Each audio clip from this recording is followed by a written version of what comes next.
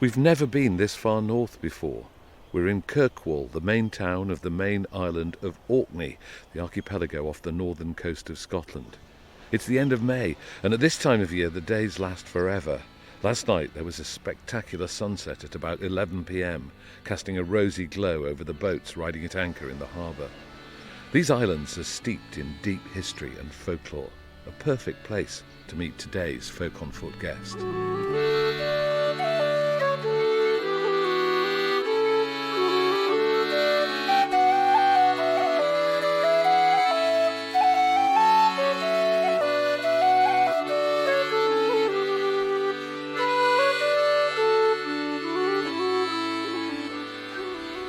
And we're in Orkney to meet the tall, dark, bearded figure of Kris Drever, the guitarist, singer and songwriter who was born and brought up here.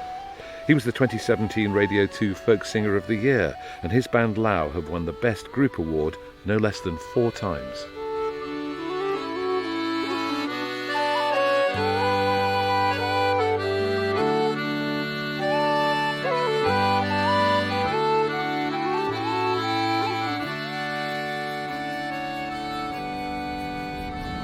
So we've come down to the harbour to meet Kris. Kris, it's fantastic that you've agreed to do the Thank podcast. I'm delighted, and well done for making it all the way up here. Oh, it's a short haul for me. It's a joy. And we're in the harbour, and we can hear a ship behind us. What's that ship doing? That's the Vargan. That's one of the North Isles ferries. So Orkney's an archipelago. That ship takes the people who live on the outer isles to the north of here. There are 70 islands, aren't there? There's a lot of islands, yeah, and there's a good lot inhabited too. My dad wrote a tune about that boat, actually. Right. And your dad, of course, is a well-known singer Yeah. and musician himself, so it runs in the family. It's family business. That's right, yeah. And you grew up here in Kirkwall, did you? I did, yes, I'm a Kirkwall boy. But you live in Shetland now. Shetland. My wife's from Shetland, and I've had 2 Shetlandic children. So have you just come back here for us? No, I've got a 3.5-year-old boy called Soren and a 10-week-old girl called Marnie. And Marnie has never been to Orkney before, so she's meeting all my Orkney family for the first time. Including your mum? That's right. Yeah, she'll be excited. Delighted. Oh my goodness. She couldn't get me out the door fast enough. And what about the history of a place like this? Because it's absolutely steeped in history, isn't it? I mean, you go back to prehistoric times at Skara Brae. I think Europe's most well-preserved prehistoric Yeah, it's village. one of the oldest things anywhere. 4,000 or 5,000 BC, something like that. Nearly every time they pop the top off another mound, they find, an ancient cathedral or something. And there are standing stones. Yeah. And there's evidence of the Viking involvement. The Vikings looted a lot of the older things. So Maze Howe is a cairn that they have halfway between here and Stromness. It's one of these places that lines up with the sun and the moon and solstices and all that sort of things. But at one time it would have been loaded with treasure. But all there is there now is Viking graffiti. It's empty, save for Sigurd Hrolfsson's Was got here. the biggest axe in the Southland or something like that. I think that's nearly verbatim a bit of that graffiti. I think if we go for a walk round here, we'll encounter more of the history, won't we? And Sure. we'll encounter maybe some of your history Yeah, on lovely. the way. Lovely. Okay, let's go.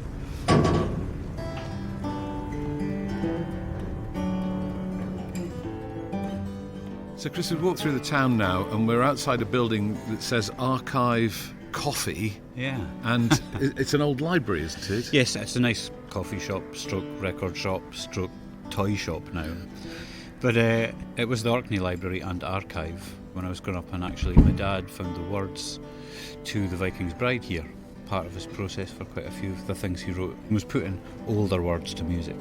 There was a Viking bold from the Norway shore, and a tall sea king was he.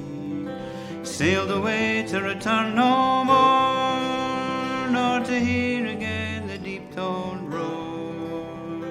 Sank neath the foam of the sea, he sank neath the foam of the sea. The Orkney Isles was the land he sought, had a royal bride to wed.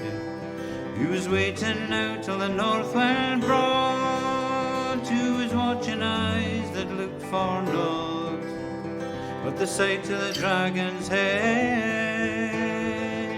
the sight of the dragon's head.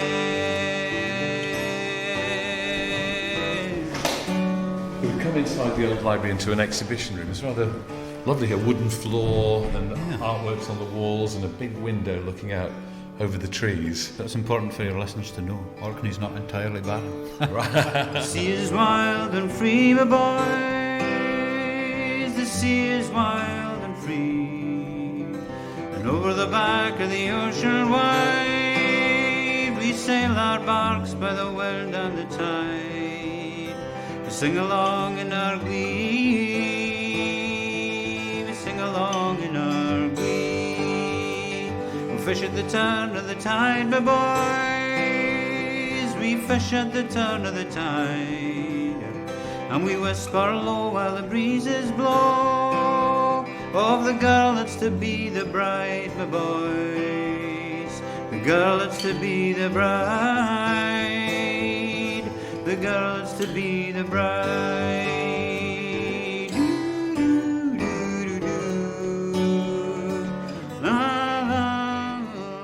Tell me more about your dad, because he's obviously a well-known performer in his own right, worked with Duncan Chisholm a lot, with lots of other artists. Was he playing songs around the house when you were a kid? Yeah, Mum and Dad, both good musicians, and I remember frequently being chased back to my bed. I would sort of park myself halfway up the stairs so I could hear the tunes when I should be sleeping. So there'd be a big session going on in the house? Yeah, there was a bit of that, yeah. What effect did it have on you? Did it make you want to be a musician at that stage, or was that something that came later? I think it was just quite a natural thing, you know, it's just a part of life. I don't think it occurred to me at all that it was in any way unusual. Did your mum and dad put instruments in your hands? No, but there were certainly plenty lying about, and there are lots of photos of me with banjos or kazoos and drums or cackling away with headphones on. I got a guitar for my 13th birthday. That's when I actually became obsessed with it, I suppose. Guitar kind of has never really left me since. And did your dad try to teach you? No, actually, Dad had kind of left Orkney a couple of years before that. But Mum was very encouraging. I mean, she's a great musician herself. She's got wonderful listening skills. She's a good piano player. She's a lovely singer. And she's interested in the mechanics of music and has always been. So you get casual remarks from Mum when listening to a record about how many notes were involved in a particular chord you're listening to, or things like things like that. You know, I remember her saying to me when I was listening to a record once, "That's interesting. You can hear how the guitar player's playing the bass line and the chords alternately." Those things have really stuck with me. Her approach to listening has been, quite inspirational always. The music ceased, there arose a gale that became a hurricane blast. The cheek of the North Sea king turned pale, and he heard the sound of the ocean's wail. He saw the bend in the mast, he saw the bend in the mast.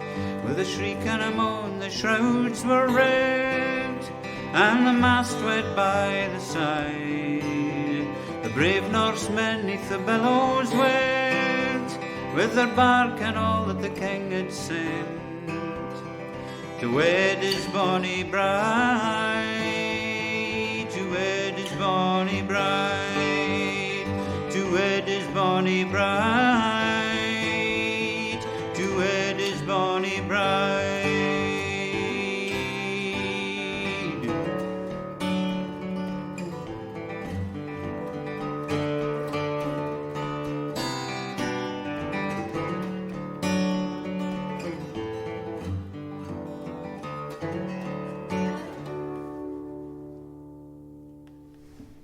That was fantastic. It's very appropriate to sing that here, isn't it? Because you're very conscious of the Vikings here on Orkney. Yeah, it's one of those, there's, I guess exceptionalism is a word that gets used quite a lot, and I'm a bit torn with the Viking thing, For a lot of people, that past is a thing that marks Orkney and Shetland as well out in some way, as kind of different or other.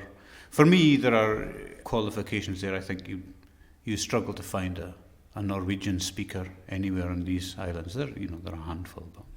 But the memory's there, isn't it? And this island was owned by the Norwegians for a time, governed by the Norwegians. I think it was Denmark at that time, was the name of the country, although I think it probably comprised what is now Norway. So Orkney and Shetland were given as part of a marriage dowry. and the song, tell us more about the song and what the words are talking about. Well, they had a kind of Orkney-centric concert at Celtic Connections Festival in Glasgow, where I was doing 2 songs. So I thought it would be a good, if I had something clever and witty to say about one of them. I phoned Dad and said that Viking's Bride song, I mean, it's a Viking who goes to his watery grave, but the actual tale that most of us up here associate with somebody coming to a watery end is Princess Margaret, who was to marry a king of Scotland but sank on the way. But I said to Dad, do you think it's like that story but twisted around a little bit, or do you think it's just like some Orcadian farmer sometime in the Victorian era having a go at a Norse tragedy? And Dad said, I don't know, I found it in some old book. So I had to find something clever and witty to say about the other song that I was doing at the concert. There is no story. To wed his bonny bride, to wed his bonny bride. So I'd like to go to the cathedral now. Lovely. One of the most amazing sights of this town is that huge cathedral in I know, sandstone. it's almost incongruous, isn't it? They're kind of wee town in the bay and then this great big red cathedral. Let's walk over there, shall we? Super, yeah. This is my local. We used to have the sessions in here. They still have folk This is the sessions Bothy in bar. here. Me and my friend Gavin Firth started a session in here when I was about 20. So I had moved away. I'd been away about 3 years, and then I came back for a year, do some hard manual labour and pay off some debt. And what was the impetus for leaving? You were 17, I think, when you I first wanted left, to get weren't some you? gigs, but really, I think for a lot of us teenagers here who maybe weren't interested in higher education, it felt like we just had to go somewhere else to get things done, Yeah. So there was no prospects for you here, really? well, I guess not. No, there was no prospects for an aspiring professional musician. I think that would be fair to say. I don't think I'm denigrating anybody by saying that, yeah. So where did you go? I went to Edinburgh. Me and a couple of pals got a house. We picked one out of the newspaper and got to know a whole lot of musicians. I did quite a lot of playing double bass gigs mostly, but I bought a double bass. What was it about the double bass then that attracted you to that instrument? Because it's not the most easy one to travel around with, is it? I know. I just like the sound. I used to just walk around with it on my shoulder. I used to walk the length of Good to be Edinburgh to tall, gigs. isn't it? Yeah. But I couldn't actually afford to pay for the bass and my rent and stuff after a couple of months of trying. So I headed home and stayed with my folks for a year, and I got a job in the fish factory. I didn't last very long there. That was terrible. And then Hard work.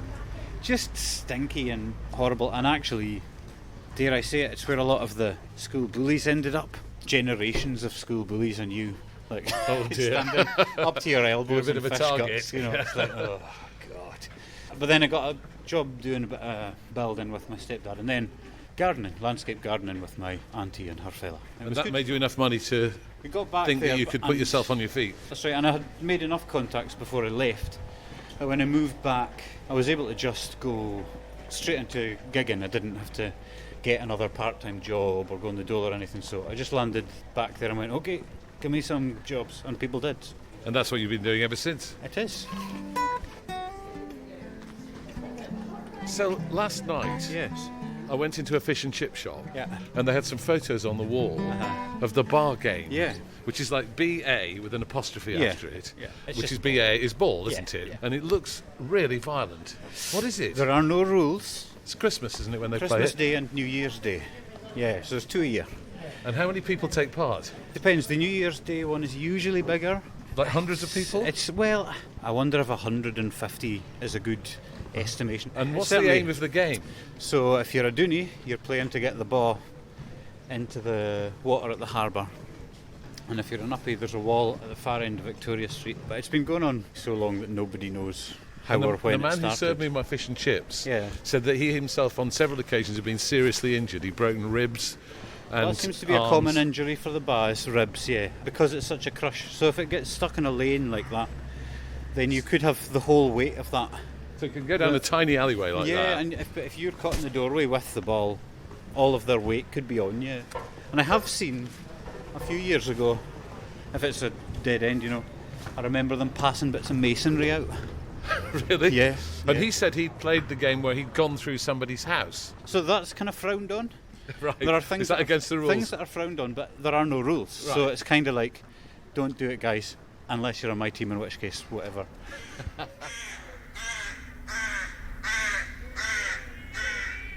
So we've ended up now on the steps leading up to St Magnus Cathedral, which is such an imposing building in red stone with a pointed steeple going up and a wonderful arched gateway here. How old is this building? The cathedral's more than 850, but not yet 900. I can't be more specific than that. So it's an ancient foundation. And is there a story about St Magnus? Yeah, he was martyred by his cousin Haakon. He was double-crossed. They were to meet to have a summit together with an agreed number of men, but Haakon turned up with 10 times that number. And was that the time when the Danes, the Norwegians, were in control of Orkney? Yeah, so they were both in line for the earldom, both Magnus and Haakon. And was Magnus a religious man? He was. George Mackay Brown called him the Dove in his book Magnus, which is a good read. So he was kind of considered a peaceful man in an age when that was not necessarily a good thing. And how did Magnus meet his end? Haakon's cook took an axe and cleaved his skull right down the middle. Oh my goodness. Yes. And why was the cook doing it then? Nobody else wanted to do it because they all knew him. I think there had been various other suggestions of how to deal with him, whether to send him away, exile him. But that was deemed not to be efficient enough because then he still existed. So there could still be people who would say, that you're not the rightful heir to the earldom. So, yeah, the cook was eventually given the task.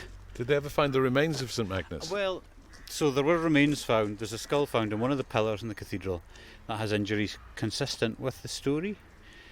But I think, like most people, are pretty sceptical that those would actually be his remains, but they might be. And round the corner, there are two palaces here, aren't Yeah. there? The Earl's Palace and the Bishop's Palace. That's right, in ruins. Mm-hmm. Whose were they? Well, the Earls of Orkney would have had that palace, and as you know, I mean, it's a sort of microcosm of ancient Scottish or English history and politics. The church and the crown, they're there side by side, very powerful entities, suspicious of one another at times, and at other times closely bound through clever diplomacy. But there they are, the two big seats. I mean, you can actually throw a stone from one to the other. And there's a circular tower there. What's that called? It's called the Moosey Tower, and I use it as a landmark in a song that I wrote for Lao, but because it's not a particularly universal term, the Moosey Tower, I change it to the Bishop's Tower. For the sake of songwriting, you can shift these things around. Tell us a bit more about that song. So, I wrote that for Lao, maybe 10 years ago. I've had this kind of fascination with the drinking culture of Scotland for a long time. There's all sorts of fun and release and social good that comes out of it, but we are also chronically famous. Our national stereotype is a drunk man, nearly, you know what I mean? And there are lots and lots of problems with this thing. So I'm always fascinated by how we got here and which bits are good, which bits are bad. How do we kind of make this a grown-up thing and not just like a social disaster? I actually think that Scotland's doing quite well in the main just now. Like, I think our attitudes have changed quite a lot. I see a difference. But that song was really dealing with my 20s, coming out of a bit of the scene where drink was kind of nearly all of the social currency. Beyond repair, one dismal morning, redemption waiting in the afternoon. Grey and chill though at the dawning, I am the lonesome winter moon. Though the day goes by so quickly, I am a ruin like the Bishop's Tower, fielding questions from the sun. Rise and shine, late grows the hour. I make the shadows on your shelf. I bathe the earth from the night sky. I get my powers from someone else. I'm just another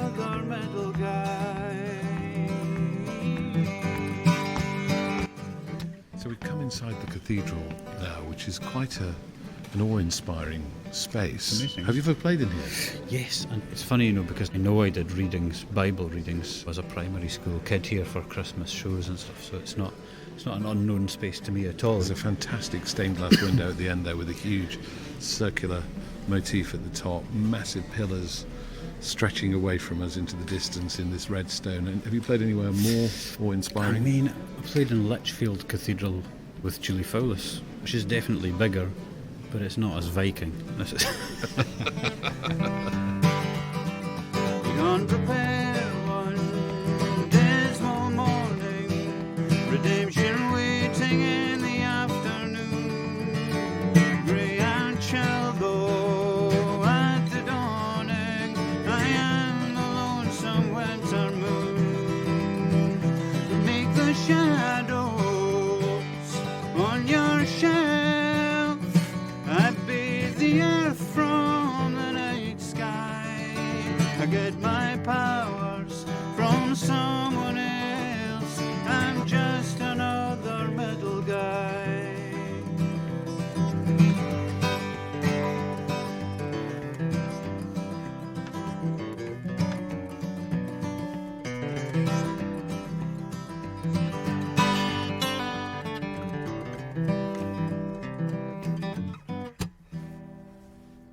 The guitar was the first thing that I played from when I was 13, but I play mandolin and play double bass and I play fiddle and kind of have a go at everything, and I was passably good at lots of them. But I made a decision after I came here actually to try and manufacture a situation where I would play for at least 3 hours every day. So you're fitting that in around the landscape gardening and the fish Yeah. farming and all that sort of stuff? Yeah. Yeah. And I did that for about a year, and it made a huge difference to my understanding of the instrument. So now from the middle of the town here, we're going to go to a more remote part of the island, aren't we? Yes, let's go and have a look at Scapa Flow.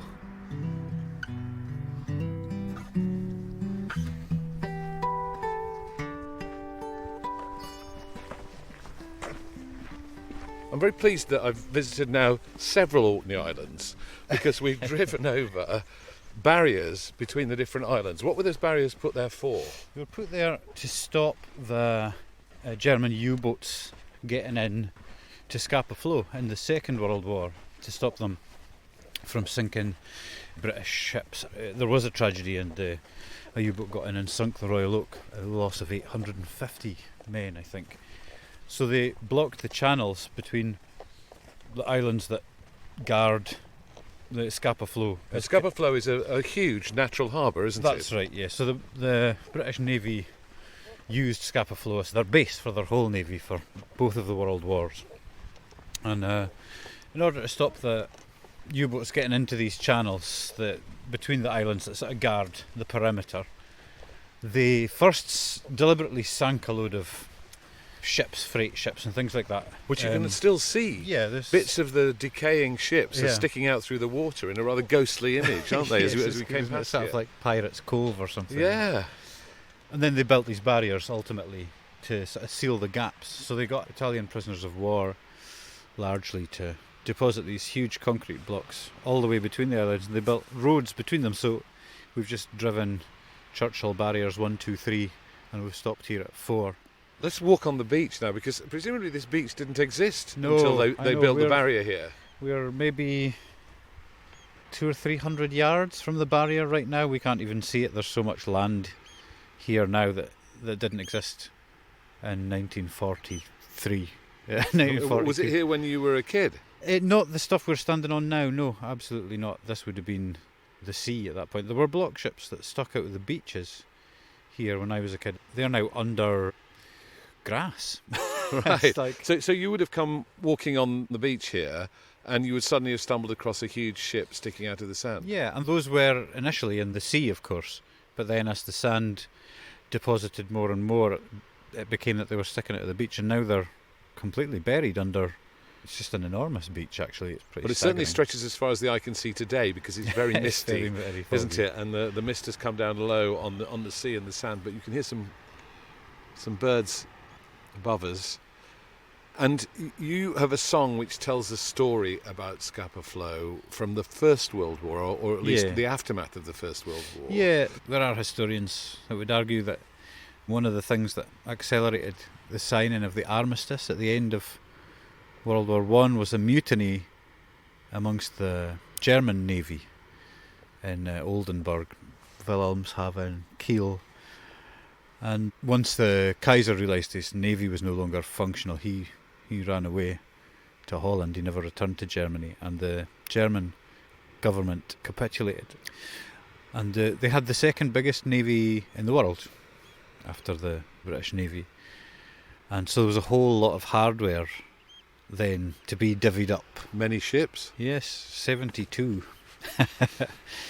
And a lot of people didn't think it was terribly wise that Britain ended up with everything given the amount it already had. So they were kind of negotiating to see how to split all that ordnance up, all that material up. And so they thought it best if it was crewed by Germans until they got that done. So all these mutineers ended up back on board the ships with the officers they'd mutinied against 3 days earlier on their way to Orkney, to Scapa Flow, and they were interned, the whole fleet, here for about 6 months. So there were 70 ships in the sea just there. Yeah. Under guard, presumably, by the British Navy. That's right. Trying to stop them, because this is a great place for that, because it's such a large natural harbour. Mm-hmm. And how did the German sailors, cope with those conditions of being kept here under captivity while the bigwigs decided what to do with them? Well, I think it was really, really hard. I think it was really hard. So they weren't allowed off the ships. They weren't allowed radios. They weren't allowed newspapers. We didn't feed them. They relied on food parcels from Germany, can you imagine, at a time when there must have been virtually no infrastructure at all. So they were hungry and they were smelly. I think soap was hard to come by, and fresh water. And of course there's ongoing tensions with, the defeated officer class. National pride and all those things were a whole different thing in people's psyches in those days, I think it's fair to say. Or at least that's how it seems, reading back off pages from the time. So dirty, smelly, cramped.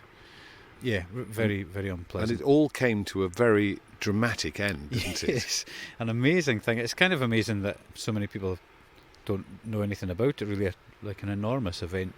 The British naval detachment, who were charged with guarding the fleet, went out into the North Sea on exercises, and Admiral von Reuter, who was in charge of the German High Fleet, had a plan in place for some time. He'd been getting messages passed between the ships, and he implemented his plan, which was to open the seacocks of all the ships, and when the sailors on board the ships were sure that they were sinking, abandon ship. And they did. They sank the German Navy to the bottom of Scapa Flow. I mean, there were exceptions, but it was a largely successful act of defiance. And did anyone get hurt?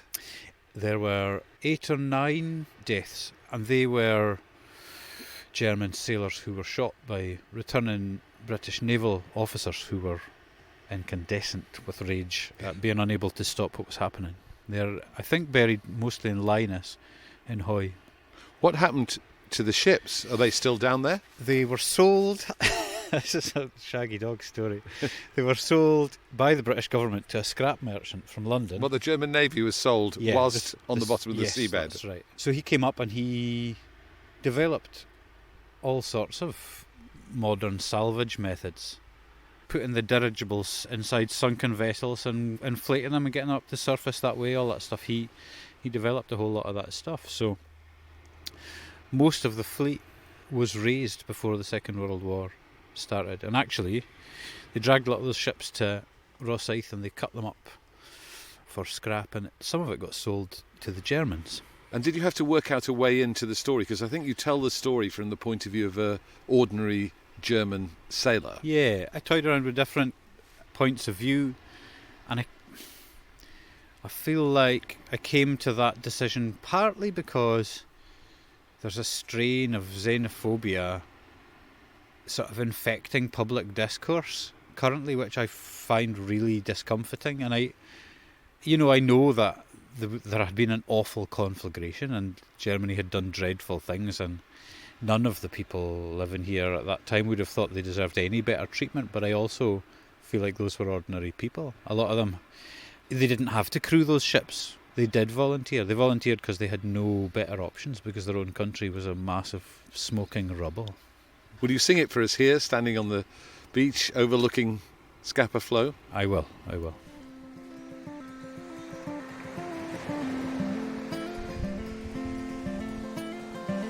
Took 20 years to build this fleet, 4 years to lose the war. Millions dead and no one knows what the dying was all for. The kings run off to Holland and they jailed the mutineers. 6 months since the killing stalled, we were still anchored here. Maybe a country rose and fell in Oldenburg, God only knows. And all he saw was the rise and fall of the tides in Scapa Flow.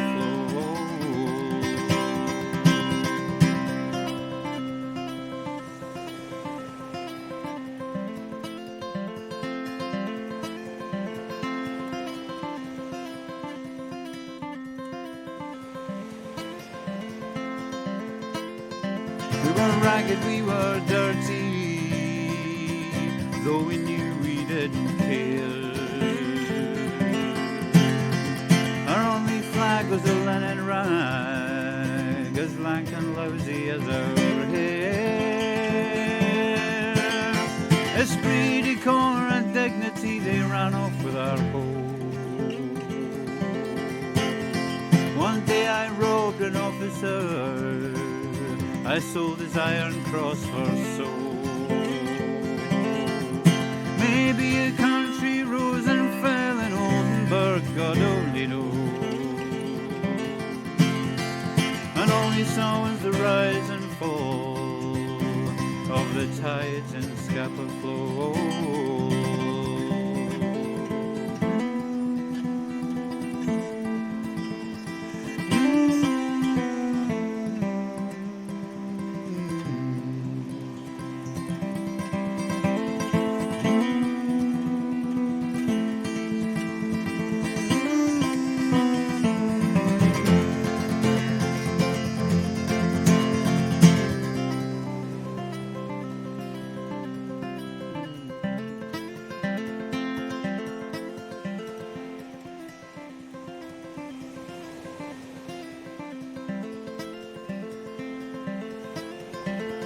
Today was June the 21st, and the year 1919.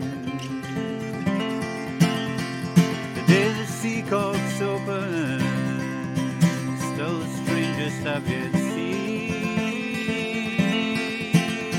By semaphore and searchlight we sent the signal on its way. Von Reuter's still the only man sink a navy in a day. Maybe a country rose and fell in Oldenburg, God only knows. And all we saw was the rise and fall of the tides in Scapa Flow. Maybe a country rose and fell in Oldenburg, God only knows. And all we saw was the rise and fall of the tides in Scapa Flow.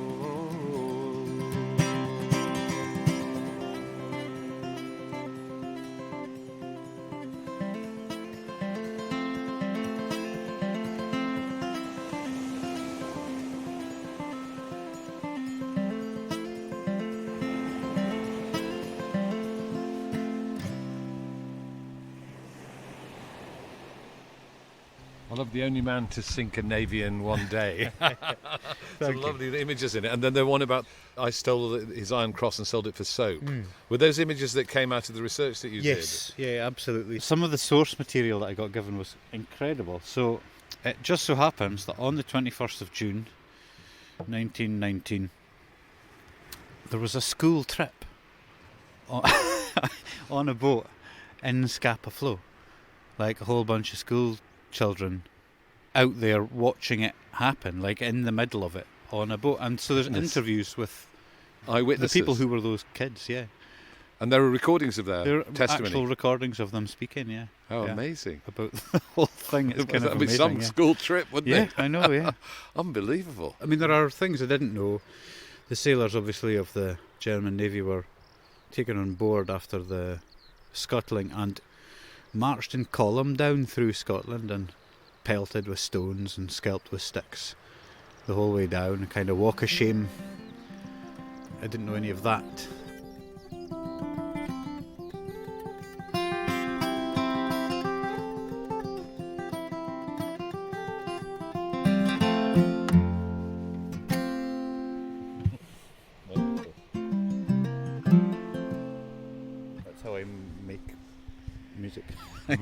I just play and then it comes out all of the time, and then occasionally you hear something and you go, oh, okay. It sort of forms into a pattern that you want to remember. Yeah. It's one of those people who picks up a musical instrument and then sits and watches the TV or reads a book and plays the musical instrument until something distracts me from the other things. And then do you have to just quickly record it on your phone or something like that? Yeah, I do a bit of that. Yeah, I use that quite a lot for things that maybe are occurring in a way I can't recreate. So I got some great stuff from my plug hole the other day. Your plug hole? I did, yeah. Hold on. You're getting your phone out now so we can hear it. This is my kitchen sink from a couple of days ago. It made some amazing music.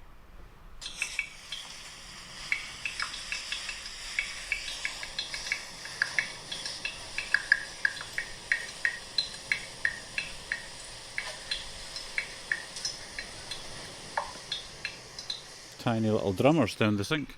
Were you drumming? No, it's just the noise it made. Really? I just put my phone and pressed record because it was fantastic. Like, rhythm. Yeah. Well, then you can sample that, can't you? Yeah, absolutely. Or like you can't really hear it, I guess, with the wind and everything going out here just now. But there are bits of melody in it as well. It's like different registers on the different things. So you kind of sometimes just pull a little snippet like that out of something and find out what the tune is that's in there, and then work with that. So you're not associated, like you haven't generated that tune, so sometimes that's easier like to work on. Item, a found object, as an artist would say. Yeah, exactly. That you've then appropriated and turned into your music. Yeah, amazing. Yeah, that's wonderful. It's everywhere. Music's everywhere.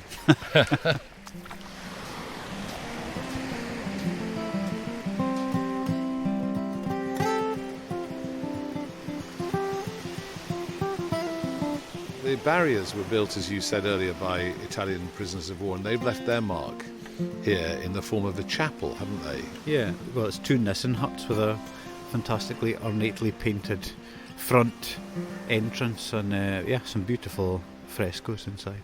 Maybe we could go and look in. Let's have a look. Yeah, let's see.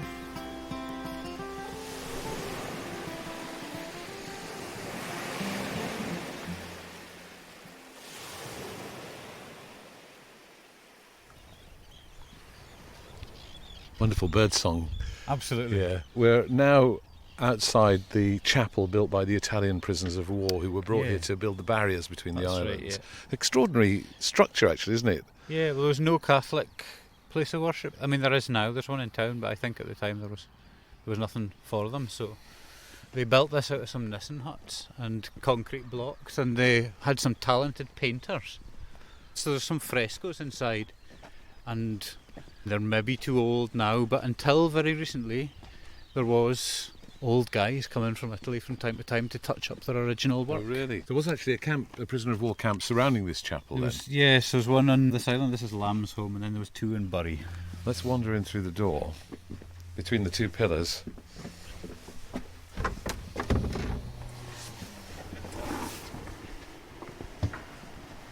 You can hear the dehumidifier working, but this is quite striking because it's curved as you would expect a nissen hut to be, and then ornate paintings on the ceiling as if it was the ceiling of a chapel, a historic painted chapel. An interior that is grander than the nissen hut. They've given it some brickwork and fake brickwork, frescoes, And then an altar at the other end with two niches with religious figures All this illuminated. wrought iron is reclaimed scrap too. So that there's a wrought iron screen in front of the altar with curlicues and decorations on it and an ornate cross in the middle. What a surprising place to find here in the middle of nowhere. Kind of testament to the spirit of people wherever they find themselves. And the dove in light on the ceiling there in the blue sky, almost shining out at us. And then two small lanterns on either side with a cascade of stars coming down, made out of iron. What a beautiful place, and a peaceful place, really, isn't it? It's very moving. Did you come here when you were younger? Yeah, I mean, school trips, or I guess, we would sometimes get dropped off at the barriers to go fishing for a few hours when we were in our teens. I probably would come here from time to time, because it is kind of inspirational. Imagine finding yourself in such grim circumstances.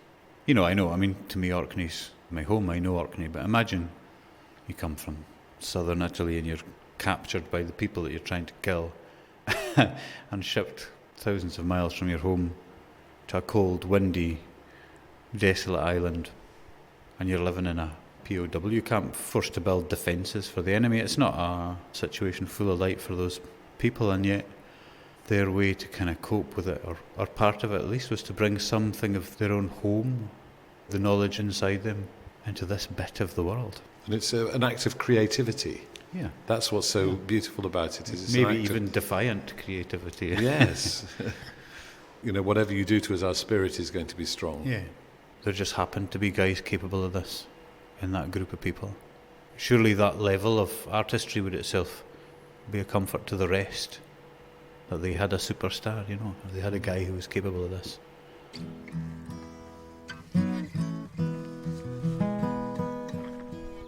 It's an interesting place to think about singing one of your songs called Ghosts, which is about immigration, isn't it? Yeah, initially I had kind of imagined a sort of first generation immigrant viewpoint, but so I grew some arms and legs, and at this point there have been so many different interpretations, all kind of go into the same wellspring, that I've kind of left off explaining it in any further detail because I've heard numerous better takes on it than my original thought. And do you mind that when the song No, it's better, takes isn't on it? a life of its own? That's and the other best. people That's the best. come and interpret it? Yeah, and sometimes people learn your songs and play them back at you, and that's the ultimate. It doesn't get any better than that. Well, while we're thinking about the Italians who came here, let's hear Ghosts.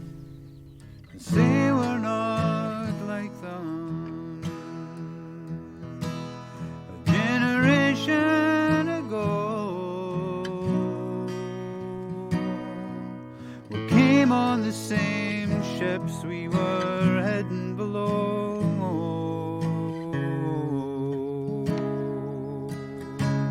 We came seeking protection away from the strife, away from the struggles and the hardships of life.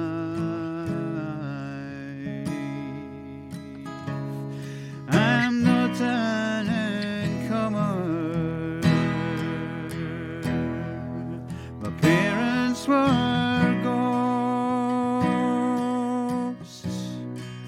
Sir, I was born here, so where would I go?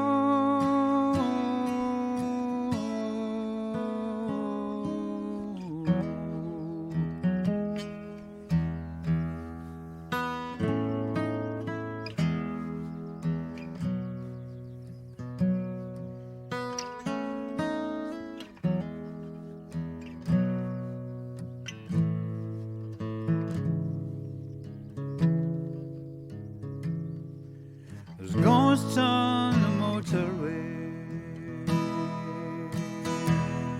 The world is on fire. There's ghosts on the sand flats as the water gets higher and higher. There's ghosts in the brothels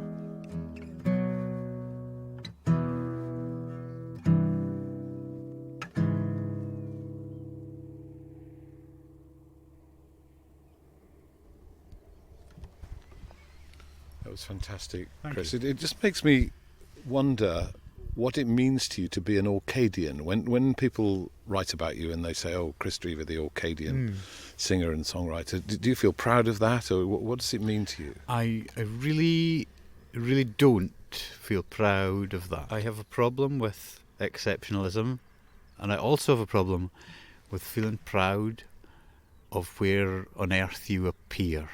Like that doesn't feel like an achievement to me, and it feels like something that creates a lot of problems. Like it doesn't solve anything, and if we're handing out achievements for being born, then I think we need to take a look at ourselves. But I am happy to be associated with Orkney because it's a beautiful place and there are lots of great things about it, and it's not an overlooked part of the world, but there are lots of people who know very little about it, and I think it's very interesting. So I would like people to know a little bit about it, but also Orkney's a bit like a football team in some ways. So sometimes you do gigs and there are people who come because they're a fan of Orkney. Like they have an Orkney t-shirt and they've been 10 times on their holidays, and they, and for a lot of people it's got this sort of crazy romantic notion. It's like ancient Viking gods and pagan rituals and solstices and magic, and to some degree all of that has its place and it's all true, but there are also real people and real issues, and people sometimes try to tackle an enormous picture by telling an enormous story, and it's an impossible thing to do.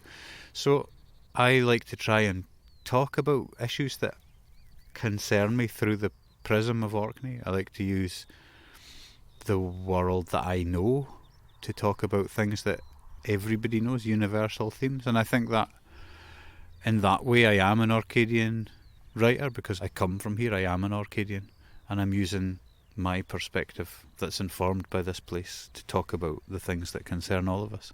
Kris, it's been amazing to spend this very short... I feel like we've only scratched the surface of a place that I'd like to come back to again and again, but thank you for showing us so much of it and for sharing your music with us today. It's been a real joy. Thank you. It's been an absolute delight.